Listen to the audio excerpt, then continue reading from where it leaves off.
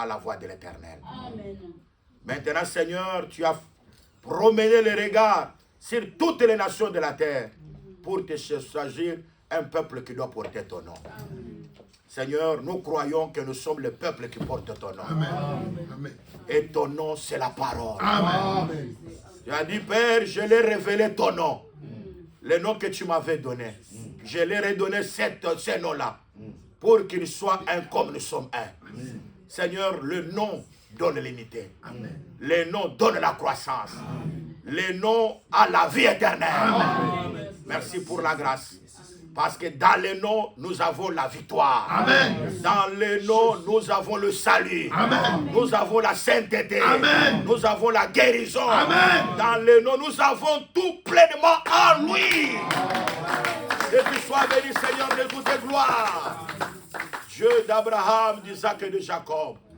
Merci pour cette assemblée. Parce qu'avant que nous soyons dans cette assemblée, nous étions aussi dans cette assemblée au jour d'autrefois. Nous avons vu comment la pierre angulaire a été posée. Nous avons acclamé devant cette pierre angulaire. Et aujourd'hui, nous acclamons encore devant la pierre angulaire. Jésus-Christ qui est digne. Tu es glorifié, Seigneur, de toute gloire. T'honorons, Seigneur. Que ton nom soit béni. Nous avons prié au nom de Jésus-Christ. Amen. Dieu bénisse. Amen. Que Dieu bénisse. Amen. Que le Seigneur vous soit favorable. Amen. Luc chapitre 15.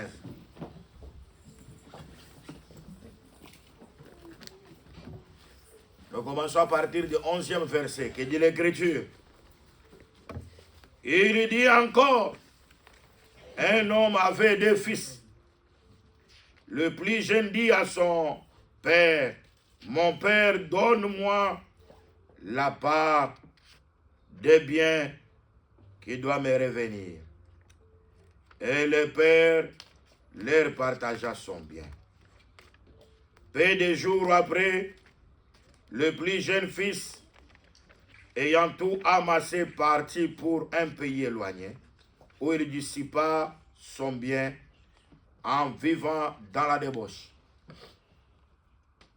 Lorsqu'il eut tout dépensé, une grande famine survint dans ce pays. Et il commença à se trouver dans le besoin. Il alla se mettre au service d'un des habitants du pays, qu'il envoya dans ses champs garder les pourceaux. Il aurait bien voulu se rassasier de carouges que manger les pourceaux, mais personne ne lui en donnait. Étant rentré en lui-même, il se dit, combien de mercenaires chez mon père ont du pain en abondance. Et moi, ici, je meurs de faim. Deutéronome 8, verset 9. Frère Herman, allez rapidement. Je lis la parole au nom du Seigneur Jésus-Christ. Amen.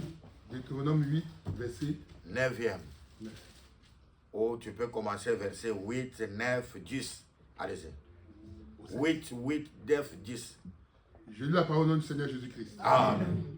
7, 8. Deutéronome chapitre 8e. Tu commences à partir du verset 8, 7, 9, 8, 9, 10. Pays de froment, d'orge. Oh, bon, tu peux commencer verset 7. Allez-y. Je lis la parole au nom du Seigneur Jésus-Christ. Amen. Car l'Éternel, ton Dieu, Éternel Dieu, va te faire entrer dans un bon pays. il va te faire entrer dans un bon pays. Allez-y. Pays de cours d'eau, Pays de cours d'eau, de sources et de lacs, de sources et de lacs. qui jaillissent dans les vallées et dans les montagnes. Ok, Pays de froment, ok, d'orge, mhm, de vignes, de figuiers et de grenadiers. ok, Pays d'oliviers et de miel. ok. Pays où tu mangeras du pain avec abondance. Le lieu où tu mangeras du pain avec abondance, Où tu ne manqueras de rien. où tu ne manqueras de rien. Pays dont les pieds sont du fer.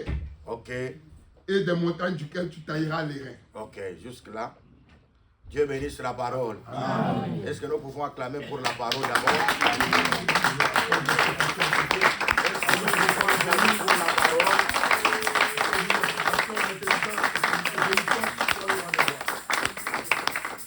Amen. Nous bénissons le Seigneur qui nous a donné encore le souffle de vie. et qui a permis que nous soyons ici pour lui. Amen. Parce que nous croyons que sur la terre, la seule des choses la plus importante, c'est être pour Jésus. Amen. En dehors de Jésus, il n'y a pas quelque chose de si grande importance. Quand la personne se retrouve devant le Seigneur, parce que il y avait des personnes, comme je l'avais dit dans la semaine, qui prêchaient aux gens, qui disaient non, non, voyez, tu ne peux pas annoncer, je ne peux pas parler au nom de Jésus. Il faut seulement parler au nom de Yahushua HaMashiach.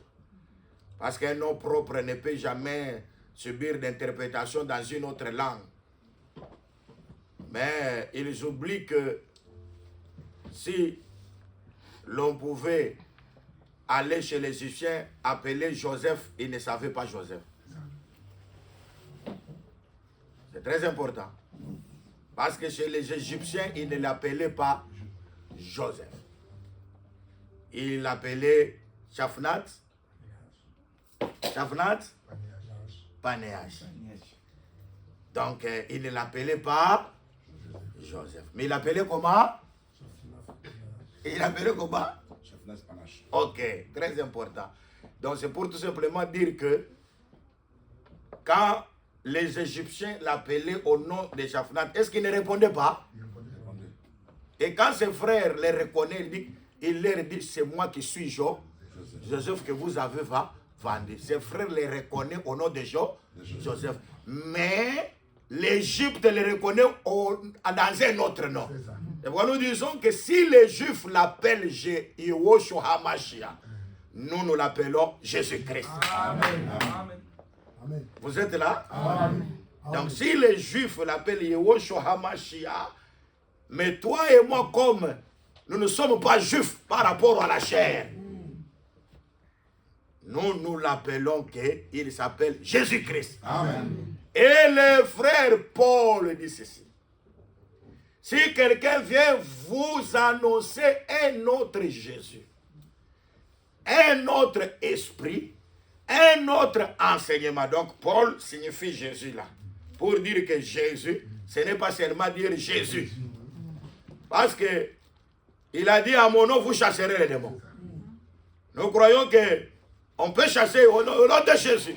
Mais le fils de Séva aussi, ils ont dit, nous vous chassons au nom de Jésus que Paul prêche. Mais les démons n'ont pas fui, parce qu'on a cité Jésus.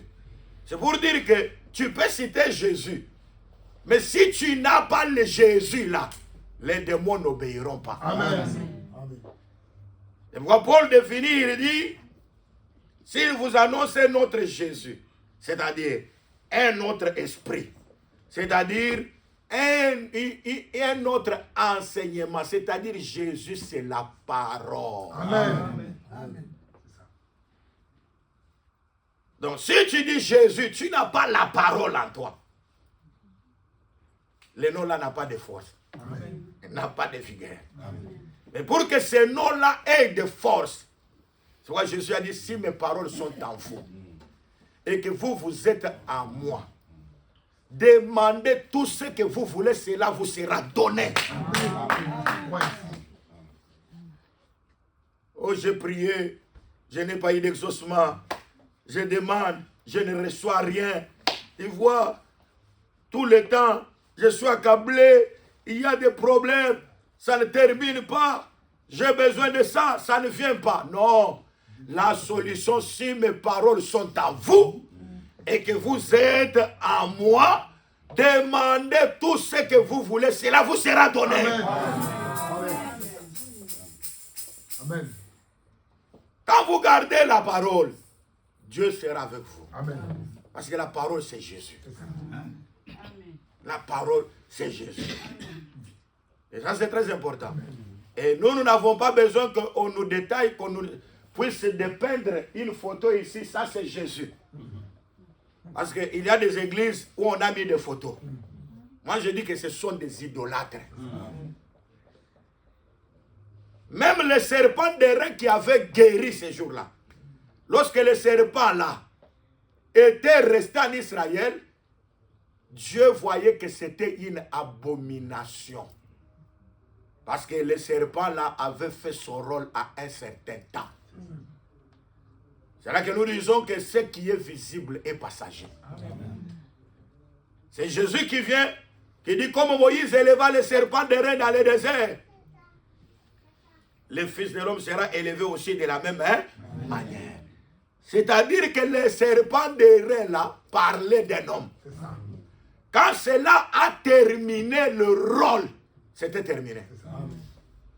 Pour dire qu'il y aura quelqu'un qui sera le véritable serpent de rein. Ah, gloire au Seigneur. Amen. Vous vous souvenez, non? Amen. Parce qu'ils avaient demandé la viande.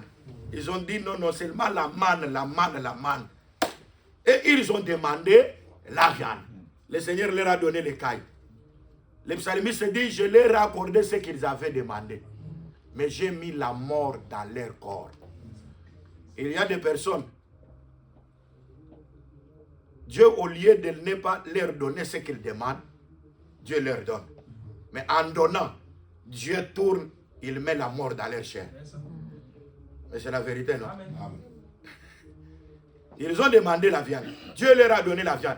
Pendant qu'ils mangent, la viande est encore dans la bouche. Dieu envoie le serpent brillant. Mais Jacques dit, vous demandez, vous ne recevez pas. Parce que vous demandez mal, dans le but de satisfaire les passions de la chair. Donc si vous satisfaisez les passions de la chair, pour Dieu, vous demandez mal. C'est-à-dire quelqu'un qui demande bien, en première position, tout ce que tu demandes doit être pour la gloire de Dieu. Amen. Tout ce que tu demandes, il faut d'abord que Dieu voie d'abord son intérêt. Amen. Il y a des personnes, en demandant des choses, ils voient d'abord leur propre intérêt. Tu vois, Seigneur, si tu me donnes, hein, le quartier va sentir.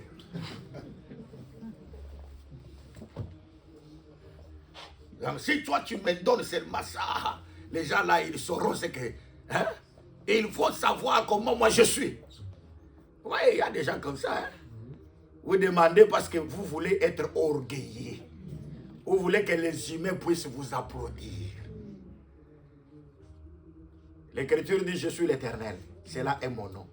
Je ne donnerai pas ma gloire à un autre, ni mon honneur au statut. Donc c'est pour dire simplement que Dieu aime toujours la gloire. Amen. À lui seul, la gloire. C'est très important.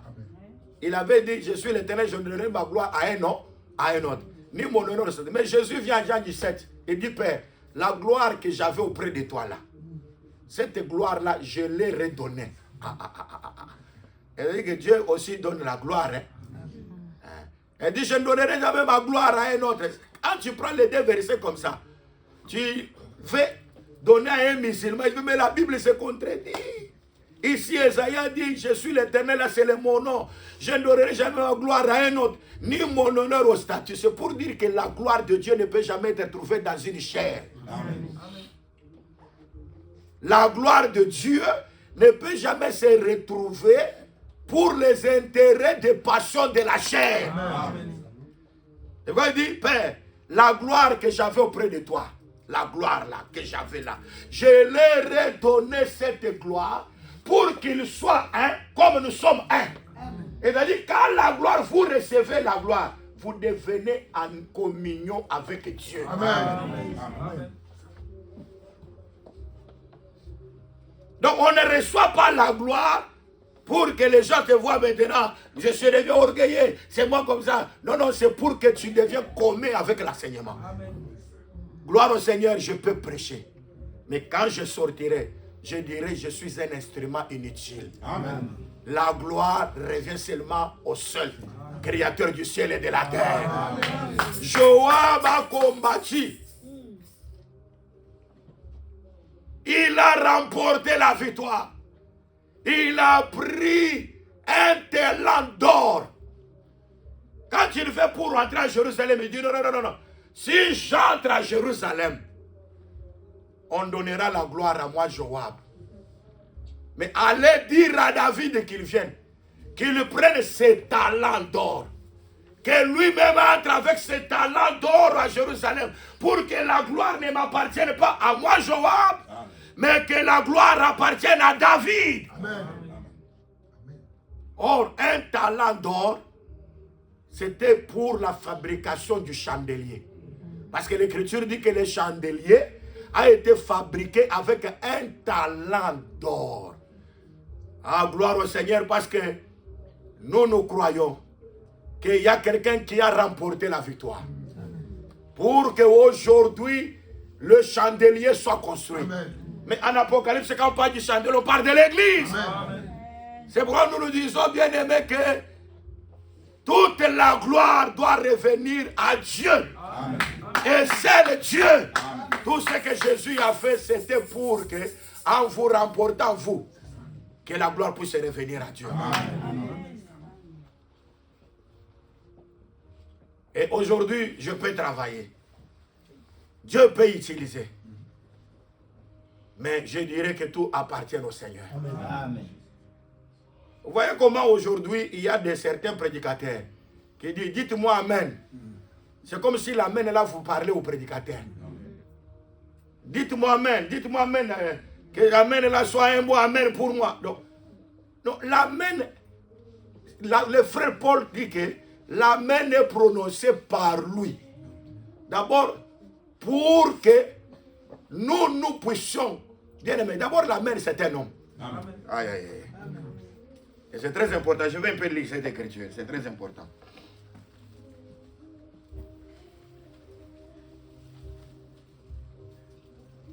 Bien aimé, lis d'abord Apocalypse 3, verset 14. Je lis la parole au nom du Seigneur Jésus-Christ. Amen. Écrit à l'ange de l'église de Laodicée. Écrit à l'ange de l'église de Laodicée. Voici ce que dit l'Amen. Voici ce que dit qui? L'Amen. L'Amen. L'Amen. Le témoin fidèle et véritable. Le témoin fidèle et véritable. C'est-à-dire l'Amen, lui l'Amen là, c'était aussi un témoin fidèle et véritable. Le commencement de la création de Dieu. C'est-à-dire l'Amen, c'est le commencement de la création. Avant que toutes choses existant par la sagesse. Amen. C'est-à-dire l'Amen, c'est la sagesse. L'Amen, c'est le commencement de la création de Dieu. L'Amen, c'est l'hippopotame. Aïe, aïe, aïe. Hein? Elle dit, mais tu commences à parler de l'hippopotame. Les gens, quand on parle de l'hippopotame, ils voient la face de l'hippopotame.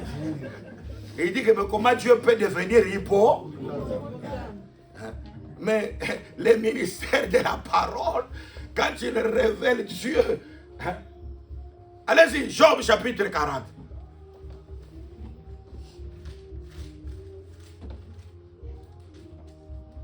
Verset 10. Je lis la parole au nom du Seigneur Jésus-Christ. Voici l'hippopotame à qui j'ai donné la vie comme à toi. Ça c'est Dieu qui parle à Job. Et il dit voici qui? L'hippopotame. Parce que les gens voient seulement Dieu et l'agneau. L'agneau. Là quand on parle, il est l'agneau. Oh gloire au Seigneur, l'agneau de Dieu. Il y a d'autres, il est l'aigle, ils acceptent aigle. Mais quand on dit Dieu, il est aussi le ver de terre. Hein? Tu connais le ver de terre, non? Dieu, il est un ver de terre. Parce que David dit que moi, je suis un ver de terre. Je suis le risé de tous, l'opprobre. Donc quand il devient l'opprobre, il devient un ver de terre. C'est là que nous voyons Jésus sur la croix. Amen. Il était aussi un ver de terre. Amen. Parce qu'il était devenu comme un opprobre. Amen. Ah, mais c'est la vérité, non? Amen. Parce que quand Jonas a commencé à se lamenter, il dit pourquoi? Je savais que toi, tu dois toujours avoir pitié de ce peuple. Il est allé se réfugier. Il y avait une chaleur. Dieu a fait sortir un ricin. Les feuillages du ricin ont fait que l'ombrage puisse couvrir Jonas. Jonas là, il est là. Dieu a fait susciter les ricins. L'ombrage me couvre. Ah, maintenant, moi, Jonas, je suis maintenant couvert. Je suis dans la paix. Dieu, ah, tu es dans la paix. Dieu suscite un ver de terre. Et l'Écriture dit que le ver de terre est allé piquer à la racine du ricin. Ah, le ver aussi a le droit aussi, quand il pique à la racine du ricin, le ricin va se sécher. Et la chaleur va battre sur Jonas. Jonas commence à se... Ah, maintenant il se sent mal à l'aise. C'est comme ça les humains. Parce que les humains, quand Dieu te protège, tu es content. Quand Dieu te donne, tu es content. Quand Dieu te bénit, tu es content. Mais quand Dieu suscite l'adversaire pour qu'il puisse éteindre ce que tu as, il y a des gens qui ne croient pas. Il y a des fois qui commencent à murmurer. Les gens, beaucoup de gens, ils sont bien lorsqu'ils sont dans le bonheur. Mais Dieu nous a fait grâce. Non pas seulement de croire en lui, mais aussi de souffrir pour lui. C'est pour dire que la souffrance aussi, c'est une grâce. Amen. Vous êtes là? Amen. La souffrance aussi, c'est une grâce. Alors dis, mais toi maintenant, toi tu te plains parce que les ricins a séché. Mais pour ce peuple-ci que toi maintenant, tu es en train aujourd'hui de te lamenter que non, je savais que toi tu dois toujours, parce que tu es compatissant, tu te plains. Donc Dieu se compare pour lui dire que de la même manière là, toi tu te plains. Il faut aussi se plaindre pour les personnes sur personne. Vous savez ça, non? Amen. C'est pourquoi nous nous disons, quand vous vous aimez, il faut aimer ton prochain comme tu t'aimes toi-même. Vous êtes là? Amen. C'est comme quand tu as la femme à la maison. Tu ne peux pas battre ta femme. Vous êtes là? Amen. Parce que ta femme est ton propre corps. Tu dois nourrir ce corps-là.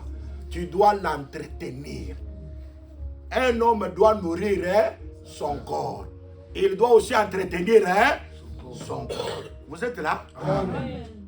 C'est très, très, très important. Il ne peut pas maltraiter son corps. Donc, ce que vous voulez, ce que l'Écriture dit, c'est que ce que vous voulez qu'on fasse de vous, faites-le aussi pour les autres. Alors, je disais ici que le Seigneur a pris plusieurs formes d'animaux. Parce que j'écoutais quelqu'un là, c'était un frère africain. Parce que quand je parle un frère, c'est en Adam. Parce que tous les hommes sur la terre, nous sommes frères en Adam. Amen. Mais tous ne sont pas les frères en Christ. Amen. Aïe, aïe, aïe. Amen. Quand je vois Gédéon, il prêche dans son église là. C'est un frère en Adam. Je l'ai écouté, il dit, vous voyez, Dieu, c'est un garçon. Jésus-Christ, c'est un garçon. Il ne peut jamais être une fille. Moi, je vous dis, Dieu, en même temps, il est homme, Dieu, il est femme. Amen. Si Dieu lui-même, c'était un ver de terre, un hippopotame, je vous dis que Dieu est dans toute la création. Amen. Amen. Vous êtes là? Mais c'est la vérité, non? Aïe, aïe, aïe. Avant que tu dises hippopotame, Lévitique 27, verset 4, allez-y. C'est là que nous trouvons que Jésus, c'était une femme. Lévitique 27, verset 4, allez-y. Jésus, c'est une femme. Lévitique 27. Je lis à partir du verset 3.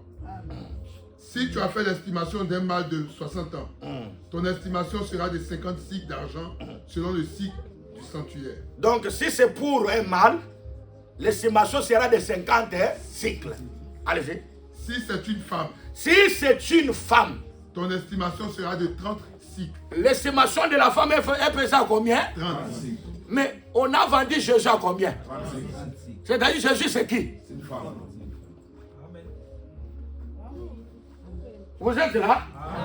Donc, si c'est l'estimation pour la femme, donc l'estimation, c'est 30 cycles. Et l'Écriture dit, on a pesé pour moi les 30 cycles. Et j'ai trouvé que c'était une valeur favorable. Zacharie, allez-y. Allez-y, allez-y. Et frère Réma a consulté les Écritures. Parce que ça fait bien. Amen. Les Écritures. Allez-y, mon frère. J'aime ça, c'est un disciple que j'aime beaucoup aussi. Parce que je vois qu'il est dans la ligne. Amen. Gloire à Dieu. Allez-y. C'est le chapitre combien? Zacharie, aïe, aïe, aïe. Que Dieu nous aide.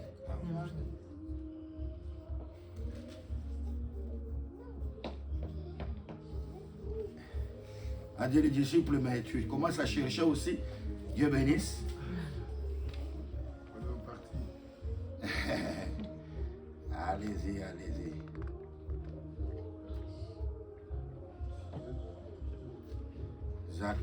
Zacharie.